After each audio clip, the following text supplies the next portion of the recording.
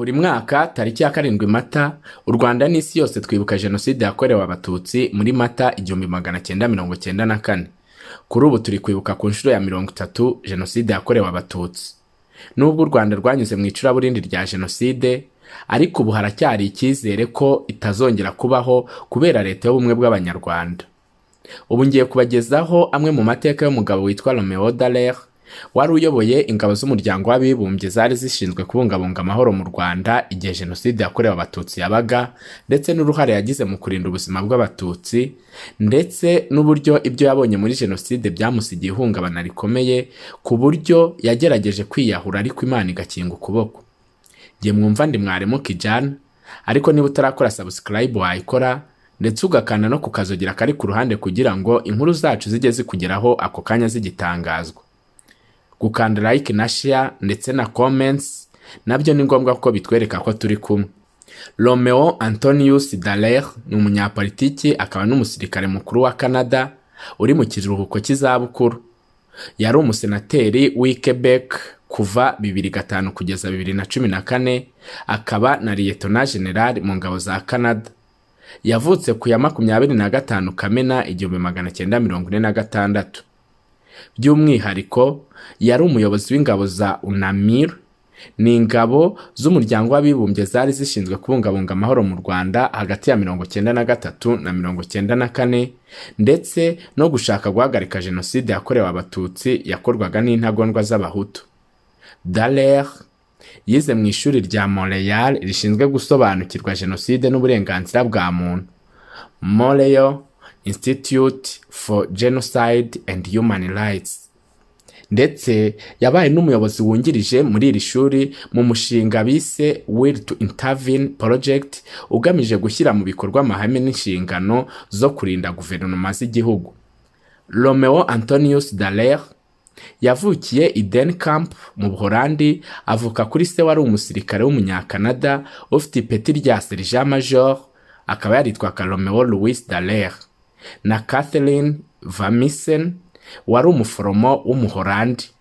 Dallaire yagiye muri Canada ari kumwe na nyina ari umwana w'amezi 6, bagenda mu bwato bwa Empire Brent bagera mu mujyi wa Halifax uherereye mu ntara ya Nova Scotia ku ya 13 Ukuboza mu 1946. Igihe cy'ubwana cye yakimaze Montreal. Yiyandikishije mu gisirikare cya Canada mu 1963 nk'umusirikare muri Collège Militaire Royal de Saint-Jean. Mu 1970 yarangije mu ishuri rikuru rya gisirikare ryitwaga Royal Military College of Canada, ahakura impamyabumenyi y'icyiciro cya 2 cya kaminuza mu bya siyanse, maze ashyirwa mu gisirikare cya Canada. Mu 1971 Dallaire yasabye pasiporo yo muri Canada kugira ngo ajye mu mahanga hamwe n'ingabo yari ayoboye, maze atungurwa no kubona ko kuvukira mu Buholandi kuri se w'umusirikare w'Umunya-Canada bitahise bimugira umwenegihugu wa Canada. Gusa nyuma yaje kubona ubwenegihugu aba Umunya-Canada. Dallaire yize kandi mu ishuri rikuru ry'ingabo z'Abanya-Canada kabuhariwe mu kurwanira ku butaka, ishuri rikuru ry'Abanyamerika ry'ingabo kabuhariwe mu kurwanira mu mazi muri Quantico, ndetse anitabira amasomo y'igisirikare gikuru cy'Ubwongereza. Yategetse 5e Régiment d'Artillerie Légère du Canada. Ku ya 3 Nyakanga 1989 yazamuwe mu ntera ahabwa ipeti rya Brigadier General. Nyuma yayoboye brigade ya 5 y'igisirikare cya Canada. Yabaye kandi umuyobozi wa Collège Militaire Royal de Saint-Jean kuva muri 1990 kugeza muri 1993. Mu mpera z'umwaka w'1993 Dallaire yahawe misiyo yo kuba umuyobozi w'ingabo za UNAMIR, United Nations Assistance Mission for Rwanda, ni ukuvuga ingabo z'umuryango w'abibumbye zishinzwe gufasha u Rwanda mu kubungabunga amahoro. U Rwanda rwari mu ntambara y'abenegihugu hagati ya guverinoma y'Abahutu b'intagondwa ndetse n'ingabo za RPA ariyo FPR. Intego za UNAMIR kwari ugufasha mu gushyira mu bikorwa amasezerano ya Arusha. Abahutu bakoraga binyuze mu ngabo z'u Rwanda ndetse n'uwahoze ari perezida w'u Rwanda Juvenal Habyarimana, n'Abatutsi babinyujije ku muyobozi wa RPA Paul Kagame akaba na perezida w'u Rwanda uyu munsi. Igihe Dallaire yageraga mu Rwanda, inshingano ye yari iyo kugenzura ishyirwa mu bikorwa ry'amasezerano mu gihe cy'inzibacyuho, aho Abatutsi bagombaga guhabwa imyanya y'ubutegetsi muri guverinoma y'Abahutu. Hariho ibimenyetso byerekana ko hari gutegurwa Jenoside ubwo ku ya 22 Mutarama 1994 indege y'Ubufaransa DC-8 yageraga i Kigali mu murwa mukuru w'u Rwanda. Yaje icyo gihe yuzuye amasasu n'intwaro bizaniwe ingabo z'u Rwanda zitwaga FAR. FAR zari ingabo z'Abahutu ziyobowe na Habyarimana. Dallaire ntiyashoboye guhagarika izo ntwaro kuko ibyo byari kuba binyuranyije n'amahame ya Loni UN mandate. Umugaba mukuru w'ingabo z'u Rwanda yabwiye Dallaire ko kuva amasasu yaremewe mu nama ya Arusha, Loni itemerewe guhagarika ibyinjizwa mu gihugu byose, kandi akerekana impapuro zerekana ko izo ntwaro zari zoherejwe n'Ububiligi, Isirayeli, Ubufaransa, Ubwongereza, Ubuholandi na Egiputa. Usibye gutanga intwaro, ingabo za guverinoma y'u Rwanda zatangiye kugenzura indangamuntu zagaragazaga abantu ko ari Abahutu cyangwa Abatutsi. Izi ndangamuntu nizo zaje kwemerera imitwe yitwaraga gisirikare y'Abahutu kumenya neza ko bene wabo b'Abahutu badahohoterwa. Mu ijoro ryo ku ya 6 Mata 1994, indege yari itwaye Habyarimana yarasiwe ku kibuga cy'indege cya Kigali. Perezida w'u Burundi Ntaryamira nawe yari muri iyo ndege. Ibisigazwa by'impanuka y'iyo ndege byaguye mu gikari cya Habyarimana i Kanombe. Nyuma y'ihanurwa ry'iyo ndege, intagondwa z'Abahutu zifashijwe na guverinoma y'u Rwanda n'ingabo z'u Rwanda bageretse urwo rupfu ku Batutsi kandi babukoresha nk'urwitwazo rwo gushyira mu bikorwa umugambi wabo wa Jenoside yakorewe Abatutsi. Ndetse na benshi mu bayobozi batowe muri guverinoma nshya barwanyaga ivangura. Dallaire yahise ategeka abasirikare 10 b'Ababiligi kurinda minisitiri w'intebe mushya, icyo gihe yitwaga Madame Agatha Uwiringiyimana, ariko Agatha n'umugabo we barishwe, ndetse bukeye bwaho b'abasirikare b'Ababiligi babasanga bapfuye. Abaparakomanda 10 ba UN b'Ababiligi bari barahagaritswe n'ingabo za leta y'u Rwanda FAR, bajyanwa mu kigo cya gisirikare cya Kigali ari ingwate bicirwayo. General Dallaire anyuze mu bwinjiriro bw'icyo kigo cya gisirikare yerekeza mu nama y'abayobozi ba FAR, abona imibiri imwe n'imwe mu mbuga yaho. Mu rubanza rwo muri 2007 mu Bubiligi, uwari umuyobozi w'ikigo cya gisirikare cy'u Rwanda yaregwaga ubwicanyi bw'ingabo z'umuryango w'abibumbye zishinzwe amahoro, yiregura avuga ko yaburiye General Dallaire ko bagiye kwicwa kandi ko Dallaire yari yabasezeranije kuboherereza ubufasha. Kubera ubukana bw'ingabo zari z'u Rwanda muri Kigali, ntibyatumye izindi ngabo z'Ababiligi kugira icyo zikora. Colonel Luc Marshal wari umuyobozi w'ingabo za UNAMIR muri zone ya Kigali yaburaniye iki cyemezo avuga ko kugaba igitero byari gutuma ingabo za UNAMIR zidafite intwaro zihagije zigira uruhare runini mu guhangana n'igisirikare cy'u Rwanda, bikongera ubukana bwa Jenoside kandi bigashyira ubuzima bwabo mu kaga, cyane cyane abandi bakozi ba UNAMIR 331 batari bafite intwaro. Mu rubanza rwari umupolisi w'u Rwanda Bernard Ntuyahaga muri 2007 akurikiranyweho icyaha cyo kwemera ko habaho iyo Jenoside yakorewe Abatutsi, umucamanza ushinzwe iperereza mu Bubiligi Damien van der Mech yavuze ko kimwe mu bintu by'imbogamizi mu kazi ke ari uburyo umuryango w'abibumbye wanze kumwemerera kumva ubuhamya bwa General Romeo Dallaire.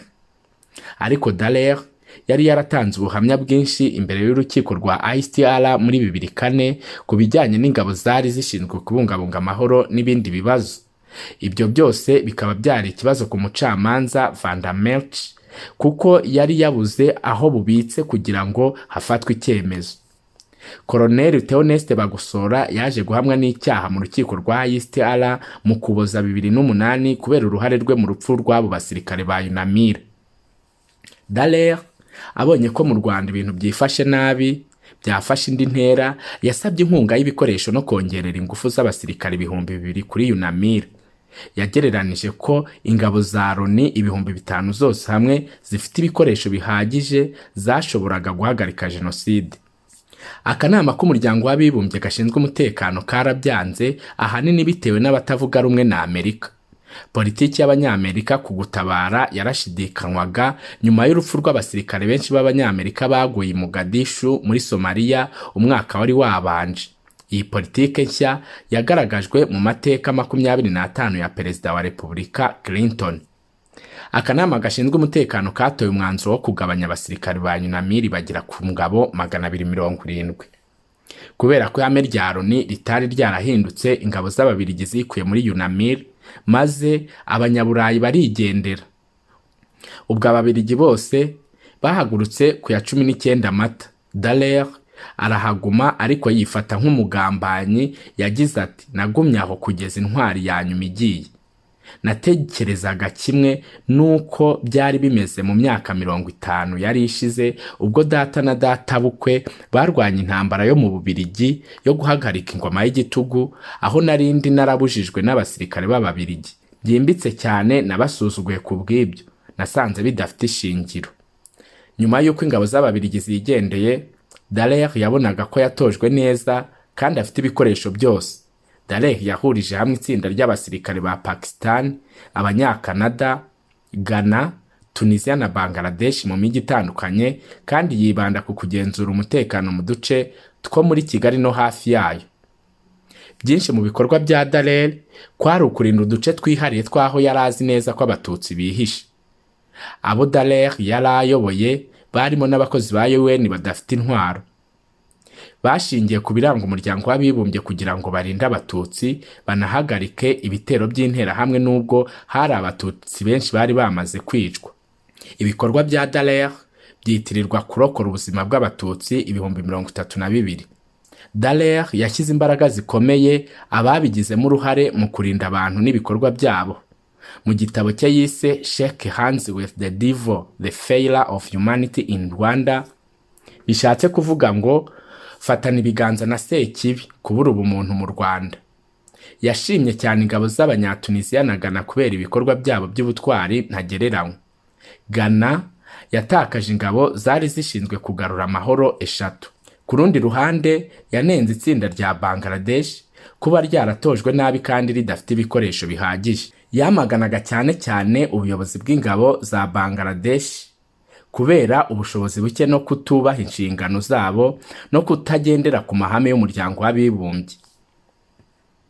Nk'uko Jenoside yakomeje guhindura isura, akanama ka Loni gashinzwe umutekano ku isi kasubiye inyuma ku mwanya wako maze gatora umwanzuro wo gushinga UNAMIR ya kabiri, gafite imbaraga z'abagabo 5,500 mu gusubiza gahunda y'Abafaransa yo kwigarurira ibice by'igihugu, ikiswe Operation Turquoise. Kuba hari ingabo z'Abafaransa mu mizo ya mbere yarwanyijwe na Dallaire kubera ko Abafaransa bari bafite amateka yo gushyigikira abahutu b'ingabo z'u Rwanda, bityo kuba bahari bakarwanywa na Perezida Kagame hamwe na FPR. Mu ntangiriro za Nyakanga muri 1994, igihe ingabo za FPR ziyobowe na Kagame zinjiraga i Kigali, nibwo Jenoside yarangiye. Bitarenze Kanama, Abafaransa bari barahaye FPR igice cyabo cy'igihugu, bituma Kagame abona uko agenzura neza u Rwanda rwose. Nk'uko byagaragajwe n'ubuhamya mu rukiko mpuzamahanga mpanabyaha rwashyiriyeho u Rwanda, Jenoside yakozwe mu buryo bwa kinyamaswa, imara iminsi 100, kandi ituma habaho iyicwa ry'Abatutsi barenga miliyoni. Abantu barenga miliyoni 2 bavanywe mu byabo imbere mu gihugu, abandi bahungira mu bihugu duturanye.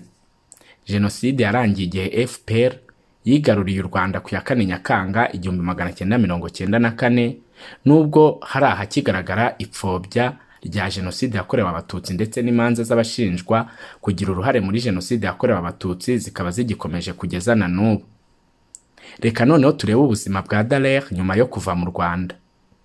Amaze gusubira muri Canada avuye muri UNAMIR na UNAMIR, Dallaire yashinzwe imirimo 2 icyarimwe muri Nzeri 1994. Yagizwe umuyobozi wungirije w'ingabo zirwanira ku butaka i Saint-Hubert muri Quebec, akaba n'umuyobozi wa division ya mbere y'ingabo za Canada. Mu Kwakira 1995, Dallaire yatangiye kuyobora ingabo zirwanira ku butaka i Quebec. Mu 1996, Dallaire yazamuwe mu ntera agirwa minisitiri wungirije muri minisiteri y'ingabo.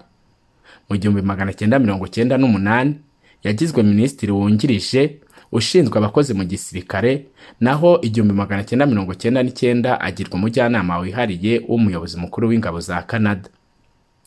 Dallaire yarwaye indwara yo guhangayika nyuma y'ihungabana, maze mu 2000 agerageza kwiyahura yifashishije kuvanga inzoga n'imiti ye igabanya agahinda gakabije, bigera hafi yo gupfa bimuviramo kujya muri koma.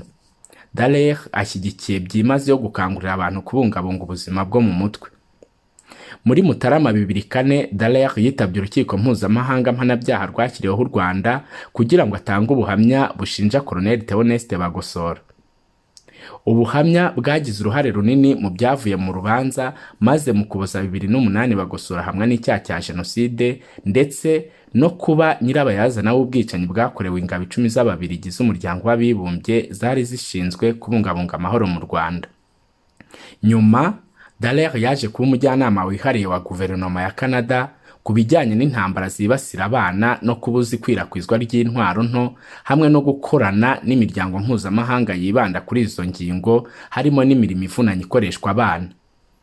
Ni umwe mu bashyigikiye imigenderanire n'ubufatanye mpuzamahanga, ndetse hagati ya 2004 na 2005 yari mu kigo cy'ubushakashatsi ku burenganzira bwa muntu muri kaminuza ya Harvard yitiriwe John F. Kennedy. Ashyigikira ubufatanye mu kurwanya Jenoside. Dallaire yagizwe umusenateri muri Sena ya Canada na Minisitiri w'Intebe Paul Martin ku ya 24 Werurwe 2005. Yari ahagarariye intara ya Quebec. Dallaire yavuze ko umuryango we washyigikiye ishyaka riharanira ukwishyira ukizana kwa Canada ndetse n'ishyaka riharanira ukwishyira ukizana kwa Quebec kuva mu 1958. Yari ashyigikiye byimazeyo icyifuzo cya Michael Ignatieff cyo muri 2006 cyo gufata ubuyobozi nk'ishyaka riharanira kwishyira ukizana kwa buri muntu, nubwo iryo shyaka ryaje gutsindwa. Muri 2007 Dallaire yasabye ko ishuri rya Collège Militaire Royal de Saint-Jean ryasubiraho, agira ati: birashoboka ko twatangiza gahunda nshya muri iryo shuri rya gisirikare ryemerera abasirikare bakuru bose kumara imyaka 2 muri Saint-Jean biga amasomo atandukanye arimwe ya tekinike mbere yo kujya kuri Kingston, aho kwigira muri Kingston gusa, maze birasuzumwa nyuma biremerwa. Mu rwego rw'iterambere hashyizweho ihame shingiro ryo guha ubwisanzure abavuga igifaransa mu ngabo z'igihugu cya Canada, maze hashyirwaho ishuri rikuru rya gisirikare rikoresha indimi ebyiri, igifaransa n'icyongereza. Ku ya 8 Nzeri 2006 kaminuza ya Concordia yatangaje ko Dallaire ari umwe mu bayobozi mu ishuri rikuru rya Montreal rishinzwe gusesengura Jenoside n'uburenganzira bwa muntu, by'umwihariko mu kigo cy'ubushakashatsi gikorera mu ishami ry'ubuvuzi n'ubumenyi muri iyo kaminuza. Ku ya 8 Nzeri 2006 kaminuza ya Concordia yatangaje ko Dallaire ari umwe mu bayobozi mu ishuri rikuru rya Montreal rishinzwe gusesengura Jenoside n'uburenganzira bwa muntu, by'umwihariko mu kigo cyayo cy'ubushakashatsi gikorera mu ishami ry'ubuhanzi n'ubumenyi muri iyo kaminuza. Nyuma y'igihe kigera hafi ukwezi, ku ya 29 Nzeri 2006 yasohoye itangazo risaba amahanga kwitegura kurengera ababahe muri Iran mu rwego rwo gukumira amarorerwa bashoboraga gukorerwa, ariyo Jenoside. Senateur Dallaire yakoze ibishoboka byose kugira ngo abaturage basobanukirwe n'imimerere y'umuntu nyuma y'ihungabana. Uretse ibyo kandi yabaye umwarimu wigishaga muri kaminuza nyinshi zo muri Canada no muri Amerika. Yari umufatanyabikorwa wa Carl Center ishinzwe politike y'uburenganzira bwa muntu, ishuri rya leta rya Kennedy muri kaminuza ya Harvard. Yakurikiranye ubushakashatsi ku gukemura amakimbirane no gukoresha abasirikare b'abana. Yanditse ingingo n'ibice byinshi mu bitabo bivuga ku gukemura amakimbirane, ubufasha bw'ikiremwa muntu n'uburenganzira bwa muntu. Yanditse ibitabo byose hamwe 4 kandi byiza cyane. Mu 1996 Dallaire yahawe igihembo cya Legion Merit muri Leta Zunze Ubumwe za Amerika, kikaba ari igihembo gikomeye mu gisirikare gihabwa abanyamahanga. Bakimuhaye kubera umurimo ukomeye yakoreye mu Rwanda. Dallaire yahawe kandi igihembo cya mbere cya IGS Trust Award muri 2002, maze ku ya 10 Ukwakira muri uwo mwaka yinjizwa nk'umuyobozi mu iteka rya Canada. Ikigo cy'itangazamakuru cya Canada cyatoye Dallaire aza ku mwanya wa 16 nk'umusirikare wagize amanota menshi. Amezi atari make nyuma yo gutangazwa ku ya 9 Werurwe 2005, Guverineri Mukuru Adrienne Clarkson yahaye Dallaire umudari w'amahoro wa 25. Ku ya 11 Ukwakira 2006, ikigo cy'umutekano udasanzwe muri kaminuza ya California Irvine cyahaye Dallaire igihembo cy'umutekano w'abantu. Mu gusoza iyi nkuru yacu, nihanganishije Abanyarwanda by'umwihariko abarokotse Jenoside yakorewe Abatutsi, mbabwira ngo mukomere, ntabwo Jenoside izongera kubaho ukundi. Dukomeze kwibuka twiyubaka.